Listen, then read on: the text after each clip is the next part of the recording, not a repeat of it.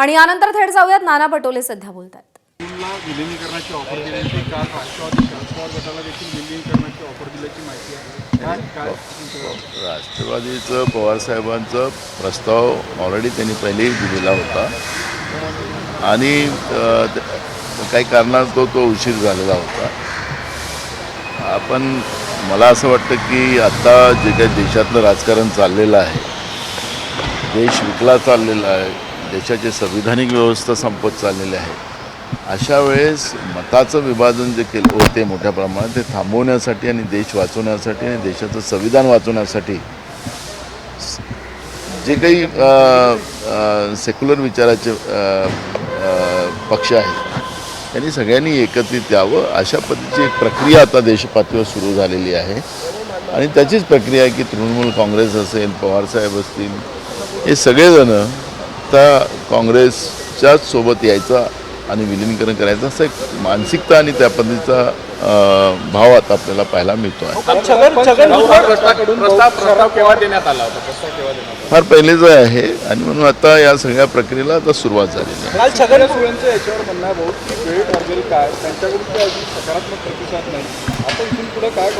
होईल तुम्हाला तेच सांगतो की आता प्रक्रिया सुरू झालेल्या आहेत। आदरणीय राहुलजी गांधी असतील, खरगेजी असतील, सोनियाजी गांधी असतील, या सगळ्या मंथनाला, कारण की देश महत्त्वाचा आहे, देशातल्या संविधानिक व्यवस्था महत्त्वाची आहे, संविधान महत्त्वाचं आहे आणि काँग्रेस हायकमांड या सगळ्या गोष्टीचं त्यावरचं आता मोठ्या प्रमाणात विचारमंथन आणि कामाला सुरुवात झालेली आहे आणि तेच आपण सगळेजण बघतो आहे। काल प्रफुल्ल पटेल असं म्हटले की मला काँग्रेसकडनं मुख्यमंत्री पदाची ऑफर होती, परंतु मला शरद पवारांना सोडायचं नव्हतं म्हणून मी गेलो।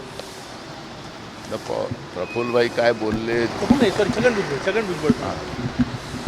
छगन भुजबळ साहेबांनी आता काय मानतात आहेत का बोलतात आहेत मला काय माहिती नाही। त्यांना काय प्रस्ताव होता त्यावेळेस त्याची मला माहिती नसल्यामुळे मी आता त्याच्यावर कुठली प्रतिक्रिया देऊ शकत नाही। पण भुजबळ साहेबांची ती कॅपॅसिटी नव्हती असं माझं म्हणणं नाही।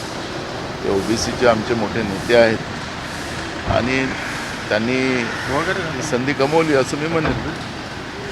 कुठेतरी तृणमूल काँग्रेस असो किंवा आता शरद पवार गट असो, दोन्ही विलीनीकरणाच्या चर्चा होत आहे काँग्रेसमध्ये। काँग्रेस कुठेतरी या सगळ्या पक्षांसोबत पुन्हा मोड बांधण्याची वेगळी प्रक्रिया नाही, प्रक्रिया सुरू आहे आता आणि आता त्याची चर्चा मोठ्या प्रमाणात होते आहे आणि मतं जे सेक्युलर मतं विभाजित होत होती त्या मतांना आता एकत्रित करणं आणि देश विकणारं आणि देशाच्या संविधानिक व्यवस्थेला संपवणारं जे सरकार केंद्रामध्ये आहे नरेंद्र मोदीचं, भाजपचं, त्या सरकारला आता सत्तेतून बाहेर काढणं हाच आता एकमेव अजेंडा देशासमोर आहे आणि ते काम काँग्रेस पार्टी करते आहे। तृणमूल काँग्रेसला सातत्यानं धक्के बसत आहे, म्हणजे सोडून जात आहे। ठीक आहे, आपल्याला लक्षात असेल की ते काही तृणमूल काँग्रेसचाच विषय नाही, देशभरातल्या जेवढे काही राज्यातले पक्ष होते त्या पक्षाची गत भारतीय जनता पार्टीने आणि नरेंद्र मोदीच्या सरकारने कशी केलेली आहे हे प्रत्येक राज्यात आपण पाहतोय। महाराष्ट्रातही तेच उदाहरण आहे,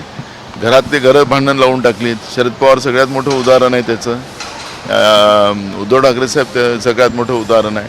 त्याच्यामुळे या सगळ्या प्रक्रियेला आपण पाहिलं तर लोकशाही संपुष्टात आणण्याचं, लोकशाहीची पाळंमुळं खोदण्याचं काम BJP केंद्रामध्ये बसून करते आहे आणि ह्या सगळ्या गोष्टी आपण सगळेजण उघड्या डोळ्यांनी बघतो आहे। धनंजय मुंडे यांनी काल म्हटलं की त्याची इच्छा व्यक्त केली आहे प्रत्यक्ष की मंत्री करायला पाहिजे किंवा व्हायला पाहिजे।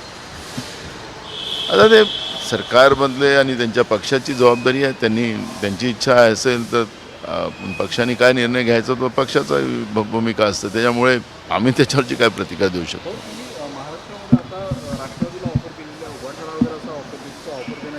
नाही, ऑफर आम्ही कोणालाच दिलेली नाही, आपला गैरसमज आहे। ही जी काही परिस्थिती आहे त्याचा पवारसाहेबांनी सुद्धा, सुप्रियाताईंनी सुद्धा त्याच्यावरचा उल्लेख केलेला आपल्याला। तर ह्या प्रक्रिया सुरू आहे आणि सगळ्यांना वाटतं की आता एकत्रित आलो पाहिजे, मताचं विभाजन थांबवलं पाहिजे आणि देशहितासाठी आणि देशाच्या संविधानासाठी काँग्रेसच्या सोबत राहिलं पाहिजे, अशा पद्धतीच्या अनेक राज्य पातळीच्या पक्षामध्ये ती भूमिका सुरू झालेली आहे। काँग्रेसकडून